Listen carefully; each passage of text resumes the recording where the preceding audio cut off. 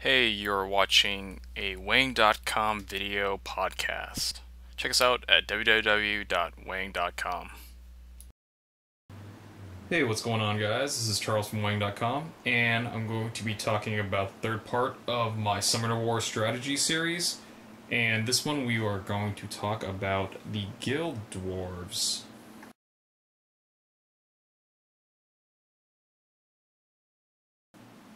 So the Spearman is a very, very good unit, and I use this unit a lot in the game because it only costs 1 magic and it's a ranged unit. But what makes this this type of character so good in the game is with his thrust ability. His thrust ability basically, when you're adjacent in melee range, you basically can use your spear to thrust your opponent, and that basically allows you, instead of your typical 1 die, you get to roll with 2 die.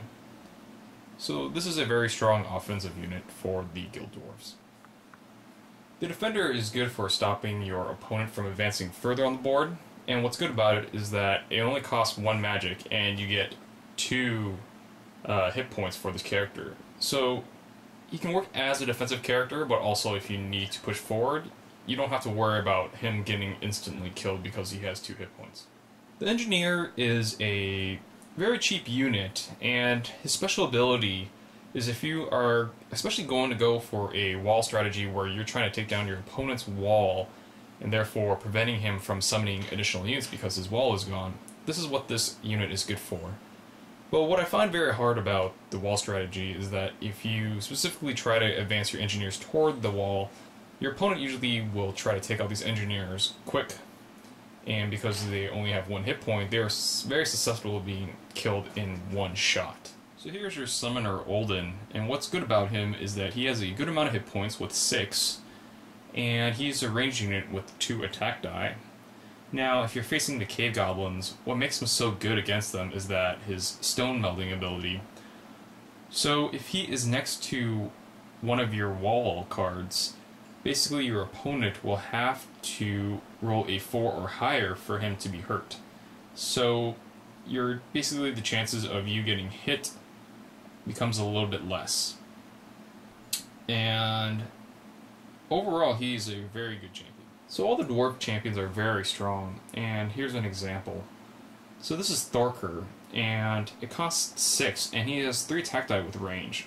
So from the looks of his picture, he looks like some sort of magic caster, because he's got like a little fireball in his hand. And he's got 4 health. So 4 health, it's a decent amount of health. Not a whole lot, but what makes him strong is that, he's got this 3 die with range is really, really good in the game. And what he lacks for hit points is his ability. So whenever he's receiving wounds, you can basically spend magic to remove those wounds. So as long as you have a decent supply of magic in your pile, he basically can just stay alive. So here we got Gror. And now his ability is similar to the one with that was in the Tundra Orcs. This guy has an AoE attack, and whatever you roll with your 2 die, 2 spaces of Gror are affected by the attack, and it's even your units too. So what you kind of want to do is just rush this guy into a group of goblins and completely smash him with Hammerquake. And this guy is kind of like a tank too, because he's got a lot of hit points too. Now here we've got Baldar, and Baldar is relatively cheaper than the other champions, and he's got 3 dice, which for attack, which makes that pretty good, and he's got 4 hit points.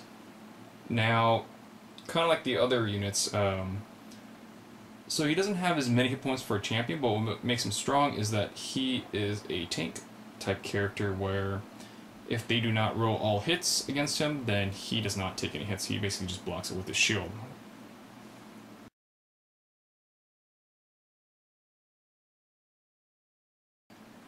Here we have a Hero's Born. I'm more likely to use this card, especially if I really, really needed it for my champion.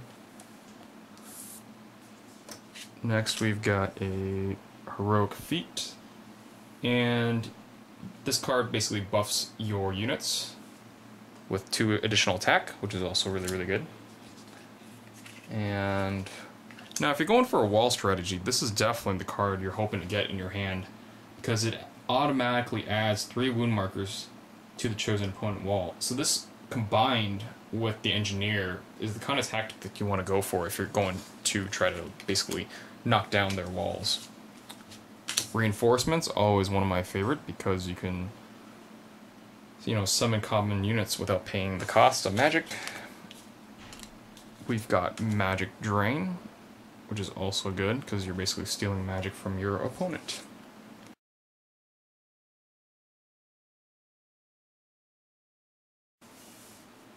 So here's the starting setup for the Dwarves and the Goblins. So what the starting move would be depends upon your strategy, and basically for my strategy, I am not going to go with the wall strategy because the fact that it's going to take you more than one turn to actually, get your engineer to the wall, and it's not viable to tick, just one hit by using a character not the engineer.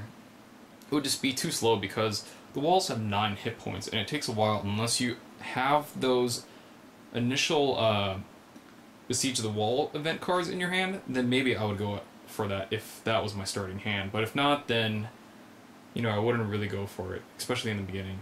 So here's what I would do.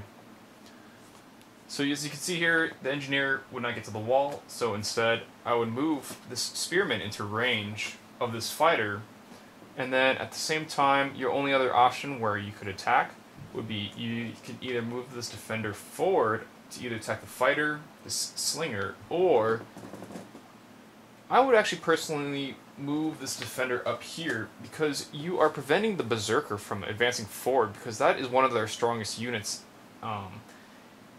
that they have as far as melee, because it does 2 damage. So you're preventing that berserker and that fighter from moving forward, and then you can basically either attack that fighter or the berserker, and I personally would go for that berserker, so that would be my starting move. So some strategy in the game for the Dwarves, it depends upon how you want to play. If you feel like you're ready to move forward and advance, and that's if you're more of an aggressive type player, then you should do that. And especially with this, especially when you have the spearmen. So if you have the spearmen and you are further behind, you shoot, but if you know you can advance where you are actually closer, this is more beneficial for you to move your guys forward because you're going to get those 2 attack die with thrust. So that's what you want to do if you are more of an aggressive player and you want to move forward.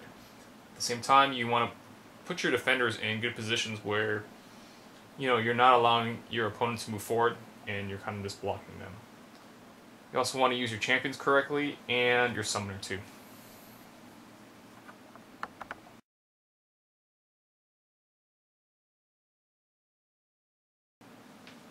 So the Guild Dwarves are probably my least favorite race that I like to play. I just don't have the same kind of enjoyment compared to the other races. Like, I'll just play the Dwarves occasionally, just to try out different tactics, but I probably don't win with them as much compared to playing the other races. So that is just my opinion about the Dwarves.